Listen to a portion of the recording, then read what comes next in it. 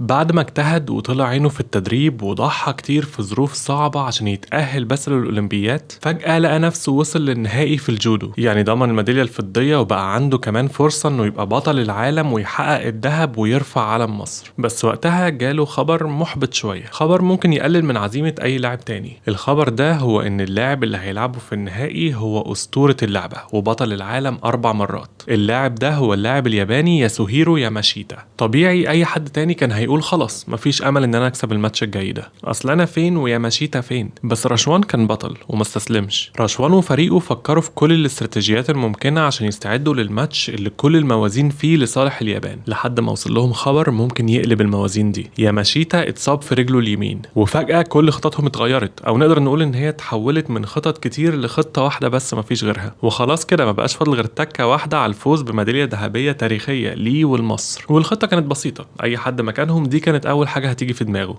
ياماشيتا مصاب في رجله اليمين، يبقى اضربه في رجله اليمين، وساعتها يا اما هيستسلم من كتر الوجع او على الاقل مش هيعرف يهاجم رشوان، وفي الحالتين خلاص رشوان هيكسب، ضمننا الذهب. بس رشوان كان جواه حاجه بتقول له لا، كده مش صح. طبعا فريقه ومدربه واللجنه الاولمبيه كلها كانت هتتجنن، هو ايه اللي مش صح؟ احنا خلاص ضمننا الذهب. بس رشوان قدر يقنعهم بوجهه نظره. اصل ايه فايده الذهب لو هتيجي باسلوب مش رياضي؟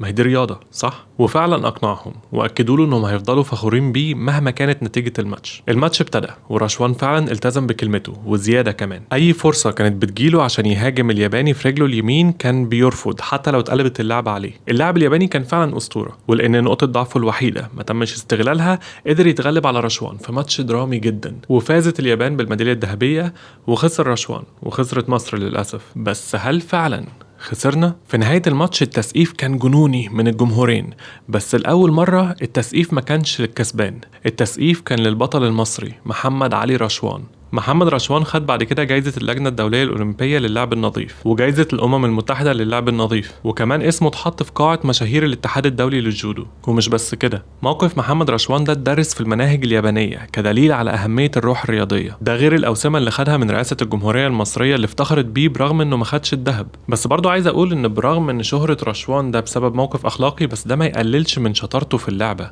أصله كده كده وصل للأولمبيات وتأهل للنهائي وخد الفضية. محمد بعد الاعتزال في 92 بقى حكم دولي للجودو، وقصته اتحكت مئات المرات عشان يبقى مثال حي للروح الرياضية. بس انتوا عارفين اصلا يعني ايه الروح الرياضية؟ حد عارف ليه المصطلح ده ظهر اصلا؟ المصطلح ده ظهر في القرن ال18 مع بداية ظهور الرياضة كحاجة تنافسية بشكل واسع، يعني من اول ما بقى فيه مسابقات وجوائز وكده، وكان هدفها تقبل الخسران للهزيمة واحترام الكسبان للمنافس، والاهم هو المنافسة باحترام من غير غش. بس مش معنى ان المصطلح ظهر في القرن ال18 ان قبليه ما كانش فيه روح رياضية. التنافس في الرياضة زي معظم الحاجات اللي في الدنيا بدأ في مصر، وده ظهر في نقوش في كهف السباحين في هضبة الجلف الكبير في محافظة الوادي الجديد. والنقوش ادتنا معلومات عن ممارسة الناس في الوقت ده للسباحة وكمان للرماية، وده مش من ايام المصريين القدماء بس، ده من ايام المصريين القدماء قوي قوي، من 10,000 سنة، يعني قبل بنى الهرم بحوالي 7,000 سنة. وطالما في رياضة يبقى في تنافس، والتنافس خلى اي حد على مر التاريخ دايما عايز يكسب. الفوز دايما كان بيبقى معناه فلوس اكتر او شهرة او مكانة عند الملك، وساعات اصلا كان ممكن ينقذ حياة المتنافس زي ايام مصارعة الاسود والجلادياتورز في الامبراطورية الرومانية. كان في رياضات كتير زمان الخسران فيها بيخسر حياته كلها. بسبب كده في الفترة دي الرياضي كان مستعد يعمل اي حاجة عشان يكسب. الرياضة ساعتها ممكن تكون كانت ممتعة للي بيتابعها، بس كانت معركة بقاء للرياضيين نفسهم. بس في العصر الحديث اللي المكسب والفوز فيه مش دايما بيأثر على حياة اللاعب، المفروض ان العادي ان كله يتعامل بروح رياضية، كله يحاول يكسب بشكل شريف من غير غش او اذية للمنافس. بس للاسف مش ده اللي بيحصل على طول.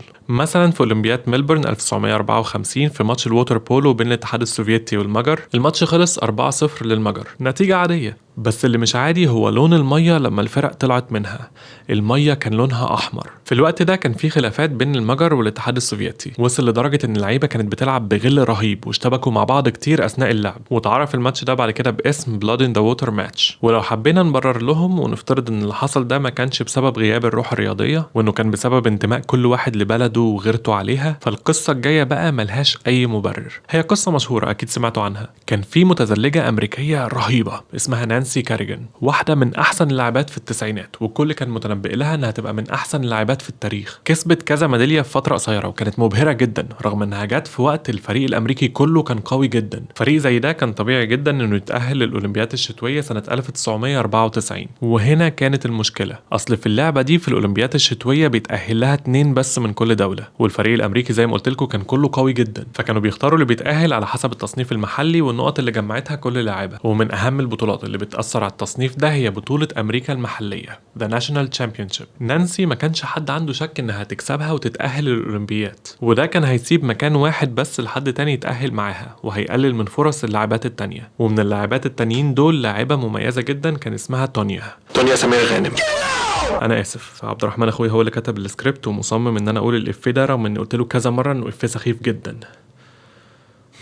كان اسمها تونيا هاردينج. تونيا كانت لاعبة متفوقة جدا برضو، هي بطلة أمريكا سنة 1991 وحققت أرقام كتير في اللعبة. تونيا وقتها في المهارة ما كانتش أقل من أي حد تاني في الفريق، يمكن تكون كانت قريبة جدا في المستوى من نانسي كمان، بس المختلف عن أي حد تاني في الفريق هو حياتها الشخصية. تونيا كانت بتتعرض للعنف الأسري من سن 7 سنين من والدتها اللي كانت بتجبرها على ممارسة اللعبة، ولو غلطت كانت بتتعاقب بعنف. وبسبب طفولتها الصعبة تونيا اتجوزت في سن صغير جدا عشان بس تهرب من إيد أهلها، وبالرغم من إنها هربت من عنف أهلها بس ما هربتش من المنافسة في السكيتنج اللي أصلا كانت السبب في العنف ده، وفضلت تلعب بدعم من جوزها اللي برضه للأسف بعد فترة انفصلت عنه بسبب العنف. تونيا وطليقها فضلوا منفصلين لحد قبل أولمبياد 94 دي اللي بنتكلم عنها، رجعوا لبعض بس من غير جواز. تونيا دخلت معسكر الاستعداد للبطولة المحلية هي والفريق الأمريكي كله، ومن ضمن الفريق ده طبعا نانسي، وكان الفريق كله بيتمرن مع بعض كل يوم. وفي يوم من أيام التدريب وقبل انطلاق البطولة بأيام حصلت حاجة غريبة ومرعبة جدا. فجأة وهما بيتدربوا على التلج والصحافة موجودة وبتصور، دخل شخص غريب معاه عصاية كبيرة وجري ورا اللاعبات بيحاول يضربهم، بس كان باين ان تركيزه مع واحدة بالذات وهي نانسي كاريجان، وقدر فعلا يوصل لرجل نانسي وضربها ضربة قوية جدا وهرب من الأمن بسرعة. نانسي ساعتها اتصابت إصابة خطيرة بسبب تصرف غريب مش مفهوم ولا حتى كان معروف ساعتها ايه سببه، واتأكد للأسف انها مش هتقدر تشارك في بطولة أمريكا واحتمال كبير ما تشاركش في الأولمبياد كمان.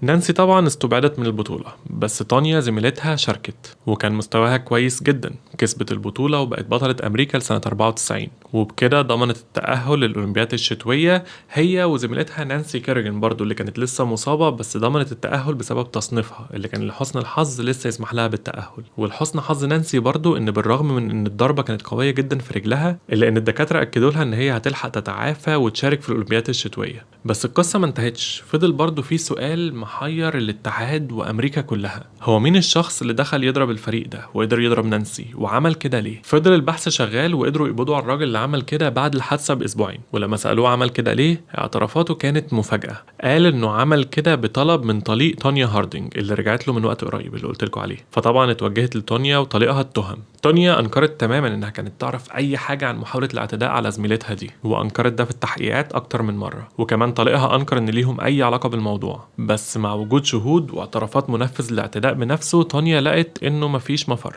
اتفقت مع المحكمة انها تقول الحقيقة مقابل حكم مخفف. المحكمة وافقت وتونيا اكدت فعلا ان طليقها هو صاحب الفكرة وانها تمت بمعرفتها، وان ده حصل عشان يضمنوا فوز تونيا بالبطولة وانها تتأهل للأولمبياد الشتوية. وفي امريكا التأهل ده خصوصا لو كسبوا معاه ميداليات بيضمن لهم مكاسب بمئات الالاف من الدولارات، وده كان اصلا سبب رجوع طليقها ليها، كان طمعان في الفلوس. تونيا بعد الاعتراف ده اتشطبت طبعا من الاتحاد الامريكي واتسحب منها لقب بطولة 94، واتمنعت طبعا من انها تشارك في اولمبياد الشتوية بتاعه 94، رغم ان تونيا قالت ان هي ما خططتش، بس كفايه اصلا انها كانت عارفه وما حذرتش زمايلها. ده كان سبب كافي يخلي اتحاد اللعبه يقول على تصرفها انه كان خيانه وطمع. طمع خلى بدل ما مسيره نانسي هي اللي تنتهي تكون مسيره تونيا هي اللي منتهيه. نانسي دخلت دوره الالعاب الاولمبيه الشتويه وقدرت تفوز بميداليه فضيه لامريكا، وكانت على بعد خطوات بسيطه من الذهبيه، لكن مسيره تونيا انتهت بالشطب. وبعدها تونيا حاولت تلعب بشكل حر بعيد عن الاتحاد الامريكي، وفعلا قدرت تكسب بطوله للاعبات المحترفين. اصل زي ما قلت لكم هي كانت لعبه كويسه جدا، ما كانتش محتاجه تعمل كده، بس للاسف ما حدش افتكرها بسبب مستوى لعبها. الكل فاكرها انها مثال لانعدام الروح الرياضيه. انا كنت قاصد في الفيديو ده اتكلم عن قصتين عكس بعض في الروح الرياضيه، محمد رشوان وتونيا هاردينج. المشترك المشترك بينهم ان الاتنين الناس فاكراهم بس مش بسبب لعبهم، بسبب روحهم الرياضية او عدم وجودها في حالة تانية. عشان القصتين دول اكدوا لي ان كل واحد عنده الحرية انه يقرر الناس هتفتكره ازاي بعد كده، سواء كسب او خسر. مش في الرياضة بس على فكرة، في الحياة كلها. انتوا اكيد قابلتوا مواقف فيها روح رياضية او انعدام روح رياضية في الحقيقة عموما، في الشغل او في الدراسة. احكوا لنا المواقف دي. وطبعا لو وصلتوا للنقطة دي، شكرا جدا عشان بتتفرجوا للآخر.